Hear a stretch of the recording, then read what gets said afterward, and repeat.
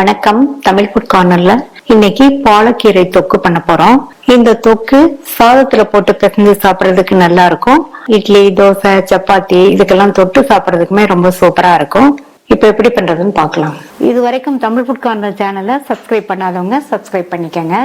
ஒரு கட்டு பாலக்கீரையை வாஷ் பண்ணி எடுத்து வச்சிருக்கேன். இப்ப இதை சின்ன சின்ன பீசஸா கட் பண்ணிக்கலாம்.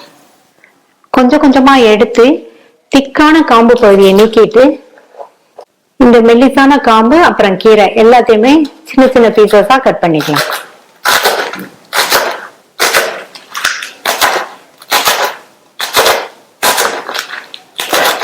நல்லா குட்டி குட்டியா கட் பண்ணிக்கங்க.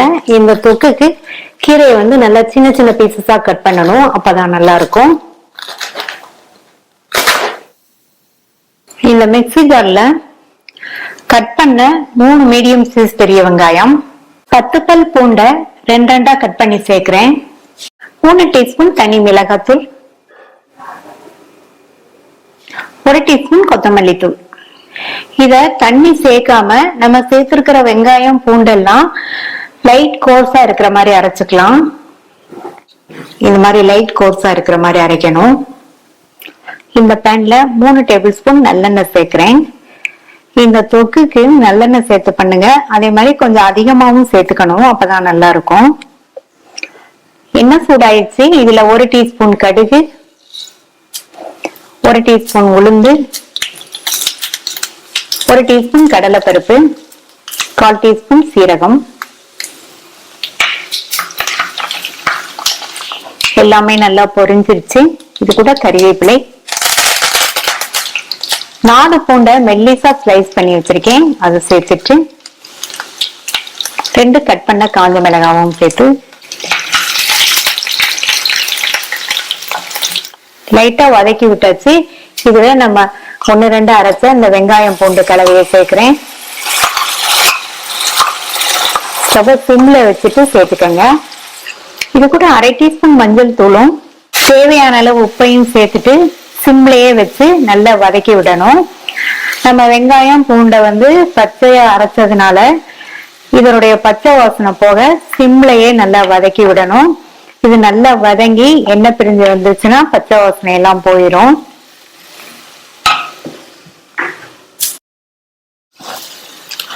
சிம்லயே வதங்கி பச்சை வாசனை போய் நல்லா ஓரங்கள்லாம் எண்ணெய் பிரிஞ்சு வந்துருச்சு. இதுல நம்ம கட் பண்ணி வச்ச பாலக்கீரையை சேர்த்துட்டு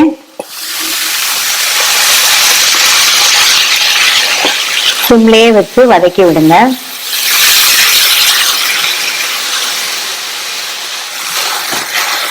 சிம்லயே வச்சு 1 நிமிஷம் போல வதக்கியாச்சு. கீரையெல்லாம் நல்லா சுருங்கி வந்திருக்கு பாருங்க.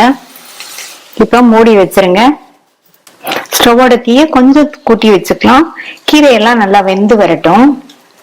அப்பப்போ மட்டும் அடிபிடிச்சிடாம கலந்து விட்டுக்கணும்.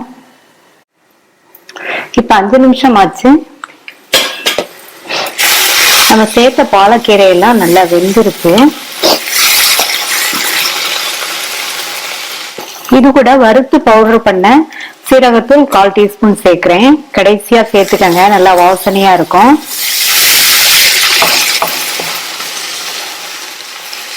சீரகத்தூள் சேர்த்து நல்லா மிக்ஸ் பண்ணியாச்சு. ஸ்டவ் ஆஃப் பண்ணிடலாம். அவ்வளவுதான். ஈஸியா பண்ணக்கூடிய டேஸ்டான பாலக்கீரை தொக்கு ரெடி ஆயிடுச்சு. பாலக்கீரையில நிறைய சத்துக்கள் இருக்கு. இத கூட்டு பொரியல் இந்த மாதிரி பண்றதுக்கு ஒரு தடவை தொக்கு ட்ரை பண்ணலாம். ட்ரை பண்ணி பார்த்துட்டு உங்க கமெண்ட்ஸை சொல்லுங்க. தேங்க்யூ.